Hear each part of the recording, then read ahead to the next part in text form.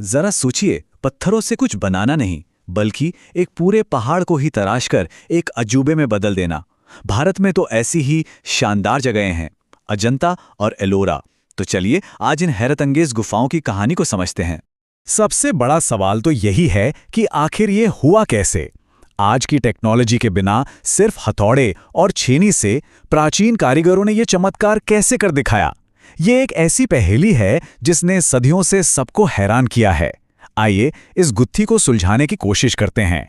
देखिए, अक्सर लोग अजंता और एलोरा का नाम एक साथ लेते हैं, लेकिन कमाल की बात यह है कि भले ही ये दोनों जगह सिर्फ 100 किलोमीटर दूर हों, पर इनकी कहानियां बिल्कुल अलग हैं। एक तरफ अजंता है जो अपनी शानदार पेंटिंग्स, अपनी कला के लिए मशहूर है, और दूसरी तरफ है एलोरा जो अपनी विशाल, हैरतअंगेज वास्तुकला के लिए जानी जाती है। तो चलिए हमारा सफर शुरू होता है अजंता से। सोचिए, एक ऐसी जगह जो पूरी तरह से बौद्ध धर्म को समर्पित है और जो हजारों साल तक दुनिया की नजरों से ओझल रही, एक सुदूर नदी घाटी में छिपी हुई।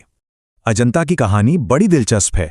इसे सदियों तक बनाया गया, कला और आस्था का एक बड़ा केंद्र। और फिर सन्नाटा।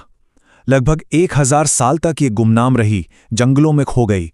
फिर अचानक 1819 में एक ब्रिटिश अफसर शिकार करते करते यहां पहुंच गया। क्या कमाल की खोज रही होगी वो।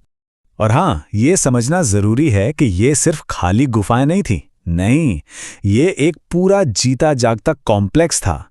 इसे एक बहुत बड़ी बौद्ध यूनिवर्सिटी और मठ समझिए, जहां भिक्षुओं के रहने के लिए विहार थे और पूजा के लिए बड़े बड़े चैत्य हॉल।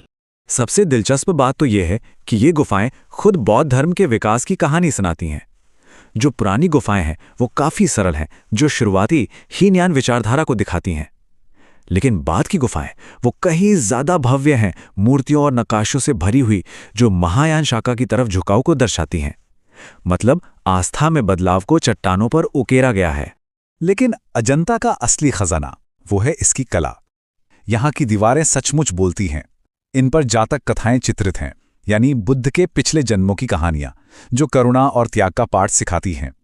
ये एक तरह से कहानियों का पूरा पुस्तकालय है। चलिए एक कहानी देखते हैं, छद्दंत जातक। ये कहानी है 6 दांतों वाले हाथी राजा की, जो बुद्ध का ही एक पूर्व जन्म थे। उनकी एक रानी ईर्ष्या में बदला लेने के लिए एक शिकारी को उनके दांत लाने भेजती है, और हाथी राजा त्याग की मिसाल पेश करते हुए खुद अपने दांत दे देते हैं। पर जब रानी उन दांतों को देखती है तो वो पछतावे से भर जाती है और दुख में उसकी मौत हो जाती है। ईर्ष्या और त्याग की ये पूरी कहानी गुफा नंबर 17 के दीवानों पर बड़ी खूबसूरती से दिखाई गई है। अच्छा, अब चलते हैं लगभग 100 किलोमीटर दूर एक बिल्कुल अलग दुनिया में, एलोरा।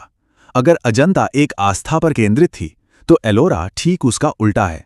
ये तो जैसे आस्थाओं का एक महासंगम है, जहां 3 महान धर्म एक ही चट्टान में मिलते हैं। और यही बात एलोरा को सबसे अनोखा बनाती है। जरा देखिए, कुल 34 गुफाओं में से हिंदू, बौद्ध और जैन तीनों धर्मों के पूजा स्थल हैं। सब एक दूसरे के बगल में सदियों तक बनाए गए। ये धार्मिक सहिष्णुता का एक जीता जागता शानदार सबूत है, जो पत्थर में तराशा गया है। तो अजंता की तरह नहीं, जिसे बनाकर फिर भुला दिया गया। एलोरा तो लगभग 700 सालों तक लगातार बनता रहा। अलग अलग राजवंश जैसे राष्ट्रकूट और चालुक्याएं और अपनी छाप छोड़ते गए। पहले हिंदू गुफाएं बनी, फिर बौद्ध और आखिर में जैन।